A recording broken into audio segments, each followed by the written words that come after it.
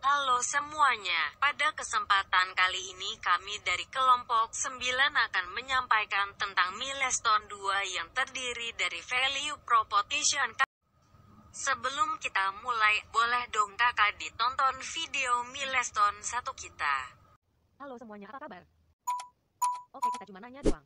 Bagaimana kami mengatasi hal yang kami temukan ini? Ini adalah agar kami dapat berinovasi untuk membuat produk.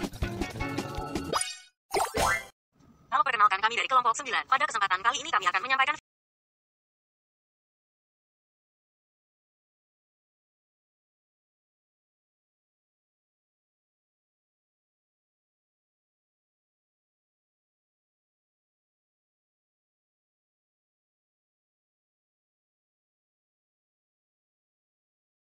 pada value proposition canvas berdasarkan produk yang kami jual, yaitu kantong belanja minimalis.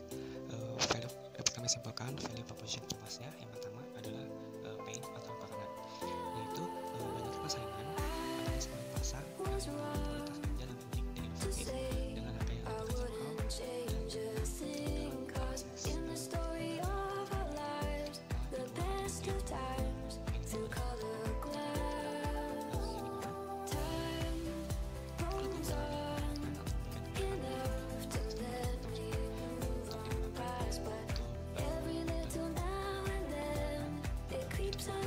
dan yang bersifat lebih efisien. Lalu yang ketiga adalah job customer. Job customer itu adalah untuk pertama membuka lapangan usaha yang baru. Yang kedua itu membuka wawasan dan media masyarakat untuk berinovasi.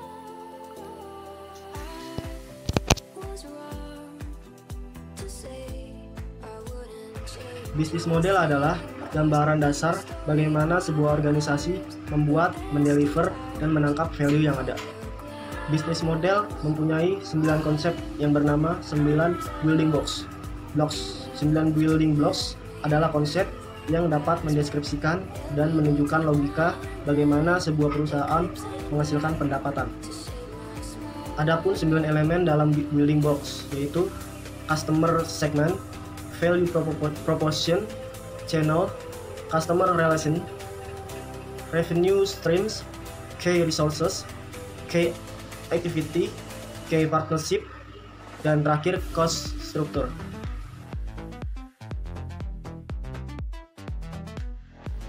Selanjutnya penjelasan yang lebih lanjut tentang 9 building blocks. Yang pertama itu adalah customer segment yang menunjukkan sekelompok orang atau organisasi berbeda yang ingin digapai atau dilayani perusahaan. Customer adalah inti dari semua bisnis model. Tanpa profitable customer, perusahaan tidak akan mampu bertahan lama. Jadi untuk lebih memuaskan customer, perusahaan perlu mengelompokkan mereka ke dalam segmen yang berbeda berdasarkan kebutuhan, behavior, atau atribut yang lain. Kemudian selanjutnya ada sekelompok customer mempresentasikan segmen yang berbeda jika poin pertama ini mereka membutuhkan penawaran yang berbeda. Kemudian poin yang kedua, mereka dapat digapai melalui distribution channel yang berbeda. Kemudian poin yang ketiga, mereka memerlukan jenis relationship yang berbeda. Yang keempat, mereka memiliki profitabilitas yang berbeda. Kemudian yang terakhir, mereka mau membayar aspek yang berbeda dari sebuah penawaran. Kemudian yang kedua ada value proposition. Value proposition ini mendeskripsikan sejumlah produk atau layanan yang memberikan nilai value atau segmen customer. Value proposition adalah alasan mengapa customer berpindah dari satu perusahaan ke perusahaan lain. Value proposition memecahkan masalah customer atau memenuhi kebutuhannya. Value proposition dapat bersifat inovatif serta mempresentasikan penawaran baru yang destruktif atau bersifat sama atau sejenis dengan yang sudah ada namun dengan beberapa tambahan fitur atau atribut. Kemudian yang ketiga itu ada channel. Channel ini mendeskripsikan bagaimana perusahaan berkomunikasi dan menggapai segmen customer mereka dengan mendeliver value proposition tersebut. Komunikasi, distribusi, dan penjualan merupakan interface antara perusahaan dan pelanggan. Channel adalah customer touch point yang memainkan peran penting dalam customer experience. Di sini terdapat channel memiliki beberapa fungsi, yaitu yang pertama meningkatkan awareness dari customer terhadap produk atau jasa perusahaan. Kemudian yang kedua ada membantu customer untuk mengevaluasi value proposition dari perusahaan. Kemudian yang ketiga ada memudahkan customer untuk membeli produk atau jasa. Kemudian yang keempat, mendeliver value proposition pada customer.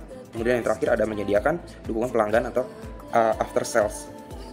Nah, channel ini juga dapat bedakan jadi dua tipe, yaitu yang pertama adalah direct, seperti contohnya tenaga penjual, sales, website, toko pribadi, dan yang kedua ada indirect, partner stores, atau yang kedua adalah wholesaler.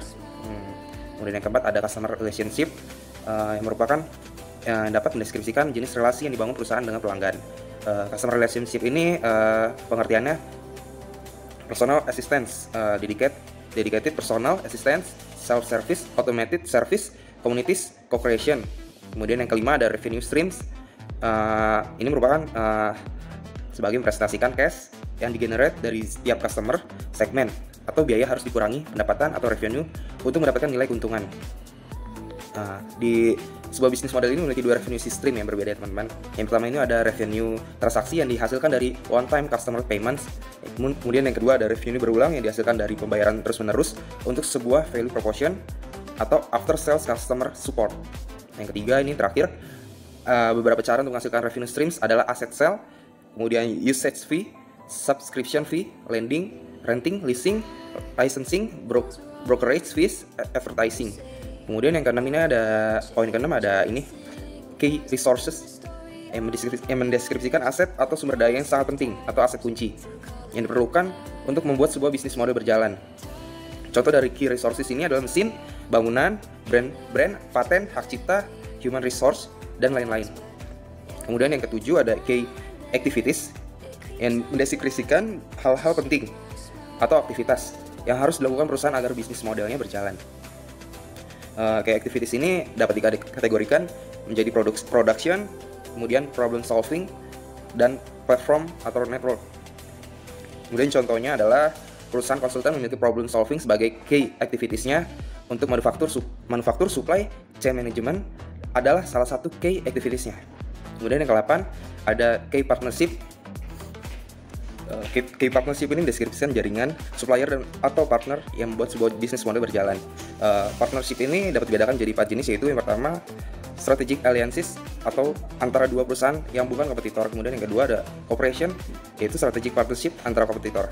Kemudian yang ketiga ada joint ventures untuk membangun bisnis baru. Kemudian yang terakhir buyer supplier relationship untuk menjamin supply yang handal. Kemudian alasan dan motivasi untuk membangun partnership dapat dibedakan jadi 3, yaitu yang pertama optimization and economy of scale. Kemudian yang kedua ada reduction of risk and uncertainty.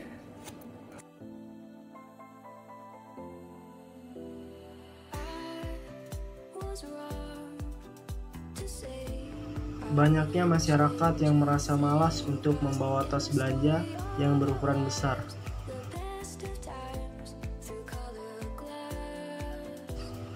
Semua kalangan.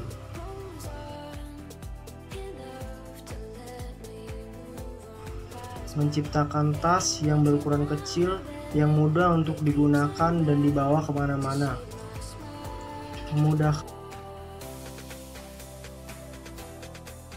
Memudahkan orang-orang untuk membawa tas dan menggunakan tas kemana-mana. Untuk salurannya lebih ke supermarket atau pasar.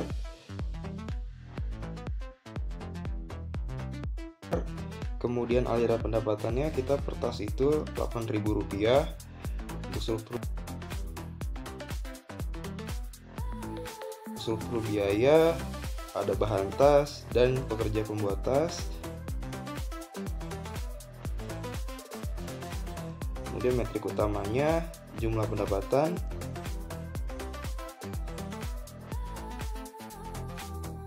Kemudian metrik utamanya jumlah pendapatan.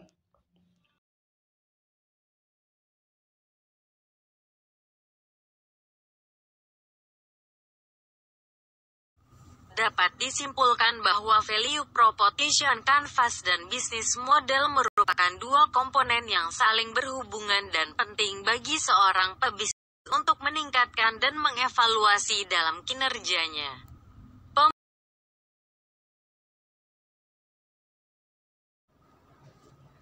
Hujan-hujan baju basah takut petir juga gempa. Hari ini kita berpisah, esok moga kembali berjumpa. Hidup mahasiswa.